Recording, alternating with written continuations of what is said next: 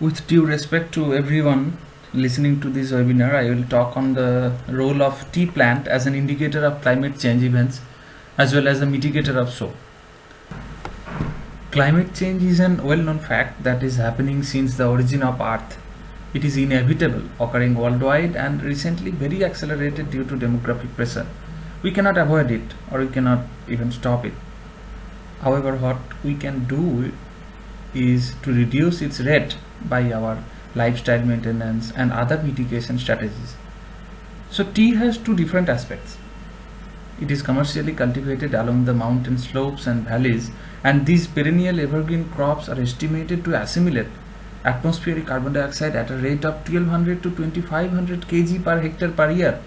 That is responsible for their growth, development, as well as to sequester this amount of carbon from the atmosphere.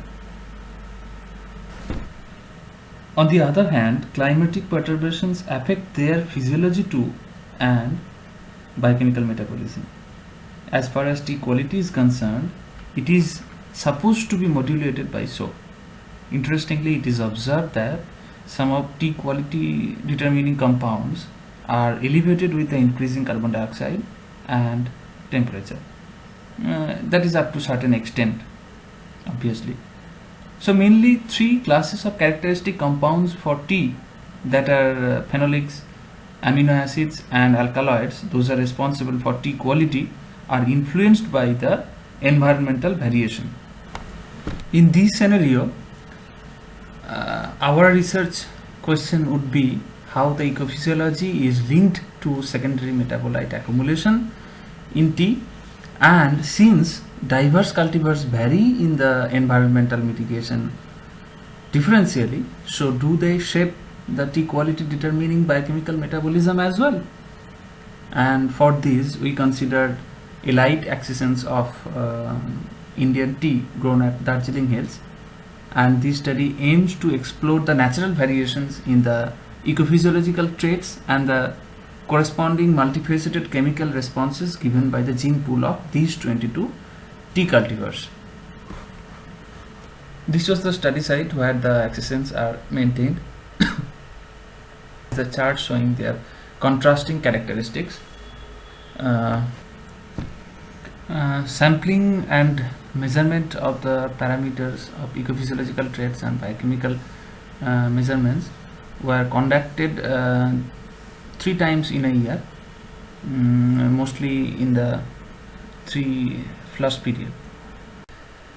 And what we observed is Assam type cultivars that are characterized with favorable growing condition in tropical warm climate, that are showing lower stomatal density than others. This is the heat map showing the expression of various metabolites, their ecophysiological responses of different cultivars in different seasons, and as expected the ecophysiology and biochemical phenotypes both vary with seasons and with cultivars, and these are Z-score normalized heat map.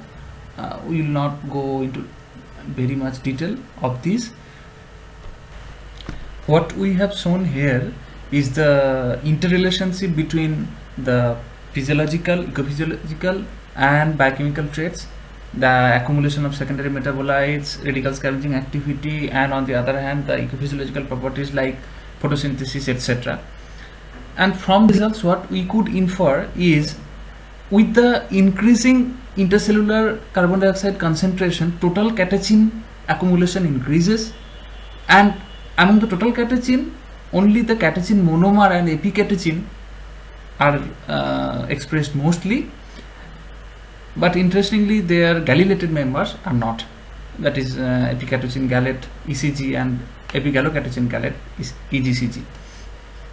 And on the other hand, H2O2 as a key signaling molecule that is significantly associated to the intercellular CO2 concentration, and also with the triggered, they triggered the lipid peroxidation of the leaf, and these upregulation of H2O2 and MDA content occurred probably due to the lower phenolics and radical scavenging activity within the leaf, but it was characterized with higher tannin and catechin concentration. And concerning secondary metabolism, most important findings was the reverse correlation between intercellular CO2 concentration and phenolics, flavonoids, and on the other hand, positive correlation between phenolic flavonoids with temperature. And it can be assumed that with the intercellular CO2 concentration increasing, photosynthesis is increased, and also catechin synthesis is increased.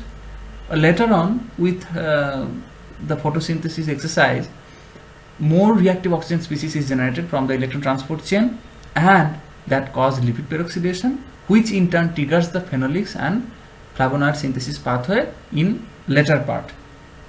And the cultivars with variable anatomical setup may respond differentially, and those can be used as a easily measurable marker for the cultivar selection. And overall, this study could help us to provide some fundamental insight to the interrelationship between primary and secondary metabolism, and few findings can be used for further validation, and that can be employed in the genotype selection program for selection of superior cultivars toward the climate smart cultivation.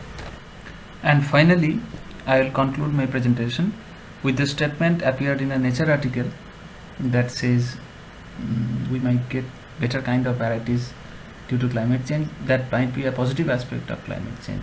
As I would like to acknowledge my host institute and partner institutes for providing necessary funds and research permission to conduct this research work, and above all, the organizer of this conference, IBCBES and Environmental Management and Policy Research Institute, for providing me the opportunity to present my research work. And finally, I would like to thank you all.